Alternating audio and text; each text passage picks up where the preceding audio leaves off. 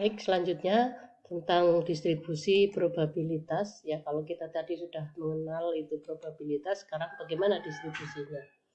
Untuk distribusi probabilitas itu merupakan kunci ya dari aplikasi probabilitas dalam statistik, yaitu memperkirakan terjadinya peluang atau probabilitas yang dihubungkan dengan terjadinya peristiwa tersebut dalam beberapa keadaan. Jika kita mengetahui keseluruhan probabilitas dari kemungkinan outcome yang akan terjadi atau akan muncul, maka seluruh probabilitas terjadi tersebut akan membentuk suatu distribusi. Nah, distribusi ada 3 macam ya yang Anda perlu ketahui, walaupun sebenarnya lebih dari 3. Yang pertama adalah distribusi binomial, kemudian yang kedua adalah distribusi Poisson, dan yang ketiga adalah distribusi normal. Kita akan mempelajari lebih lanjut khususnya tentang distribusi normal ya, kaitannya nanti dengan pengujian hipotesis. Kemudian apa itu distribusi binomial? Distribusi binomial ini penemunya namanya Bernoulli, makanya distribusi binomial ini sering dikenal sebagai distribusi Bernoulli. Jadi nama lengkapnya adalah James Bernoulli. Distribusi binomial ini menggambarkan fenomena dengan dua hasil atau outcome. Contohnya peluang sukses atau gagal, sehat atau sakit, dan sebagainya. Jadi peluangnya hanya dua.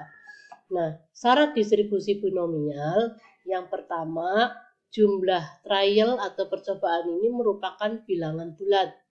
Contohnya, melambungkan koin 2 kali. Tidak mungkin 2,5 kali. Jadi bilangannya bulat. Yang kedua, setiap eksperimen mempunyai 2 outcome atau hasil. Contohnya, kalau tidak sukses, gagal. Kalau tidak laki-laki, perempuan. Sehat, sakit, setuju, tidak setuju. Kalau kita lihat ya, kalau di skala Likert itu kan ada sangat setuju, tidak setuju, ragu-ragu. Nah, itu tidak seperti itu kalau distribusi binomial. Jadi hanya 2 saja. Kemudian yang ketiga, peluang sukses sama setiap eksperimen. Contohnya, jika pada lambungan pertama peluang keluar mata H, sukses adalah berarti setengah. Berarti yang gagal adalah setengah. Paham ya? Jika sebuah dadu yang diharapkan adalah keluar mata 5, maka dikatakan peluang sukses adalah 1/6 karena jumlah dadu mukanya ada 6, ada titik 1, 2, 3, 4, 5, dan 6. Jadi sepernya itu pasti 6. Nah, sedangkan peluang kalau misalnya angka 5 yang keluar atau titiknya 5, maka berarti 5/6. Kalau 3, 3/6. Nah, dan seterusnya. Untuk itu, peluang sukses dilambangkan menjadi P.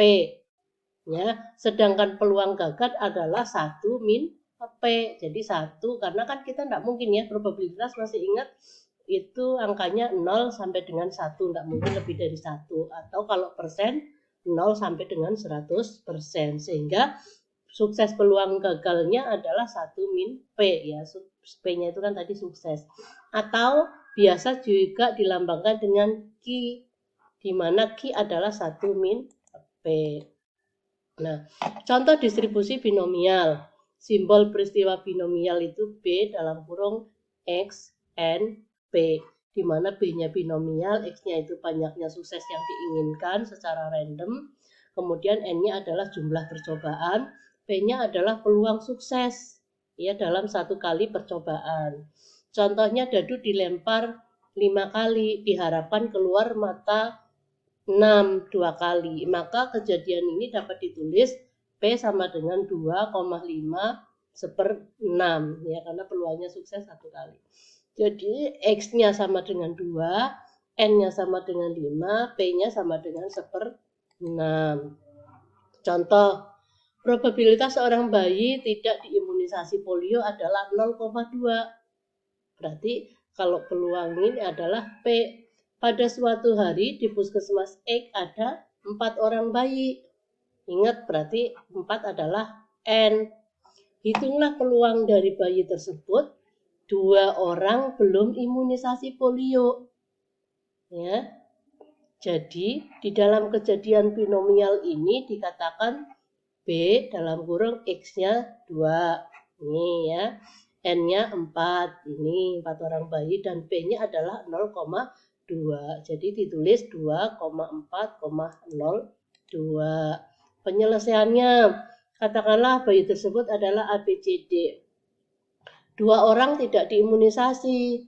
Mungkin adalah A dan B, bisa jadi A dan C, bisa jadi A dan D, bisa jadi B dan C, bisa jadi C dan D, atau B dan D. Nah, rumus untuk B, X, ya dalam kurung X, N, P, tadi udah kita tahu di atas, maka kita menggunakan permutasi. Jadi N faktorial, ya, sampai muncullah seperti ini. Kemudian kita tinggal masukkan saja.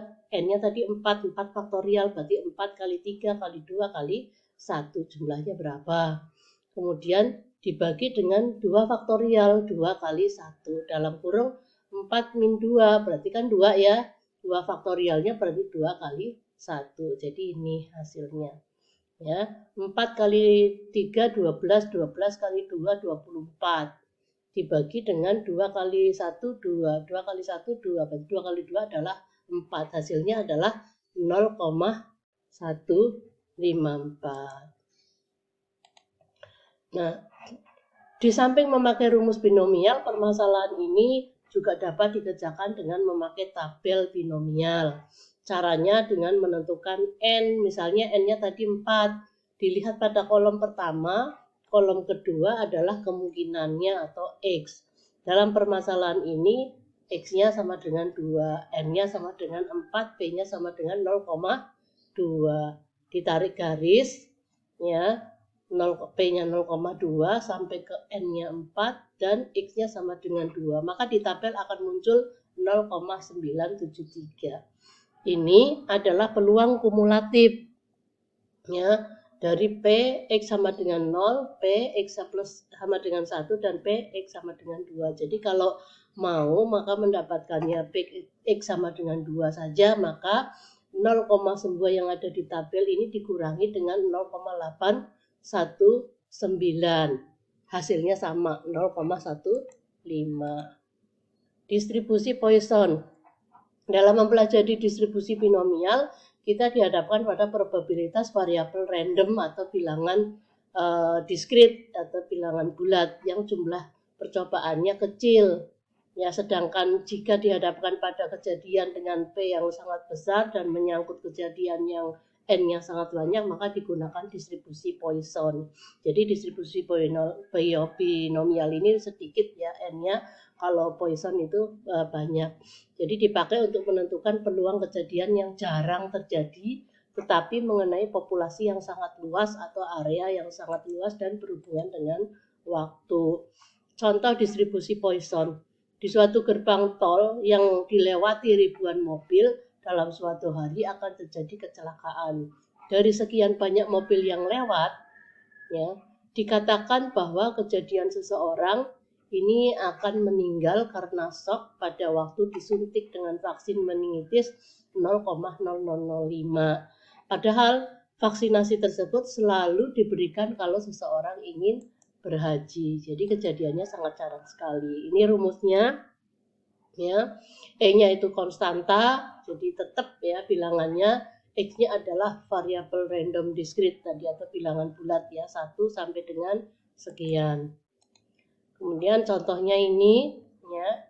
Jadi tadi ya tentang imunisasi atau vaksin 0,0005 kemungkinan meningitis, kita masukkan ke dalam rumus, ketemulah 0,184. Nah, ini penyelesaiannya, saya tidak perlu dalam, sudah cukup sudah cukup jelas. Yang selanjutnya adalah yang akan kita lanjutkan nantinya ke uji pengujian hipotesis dan lain sebagainya adalah distribusi normal.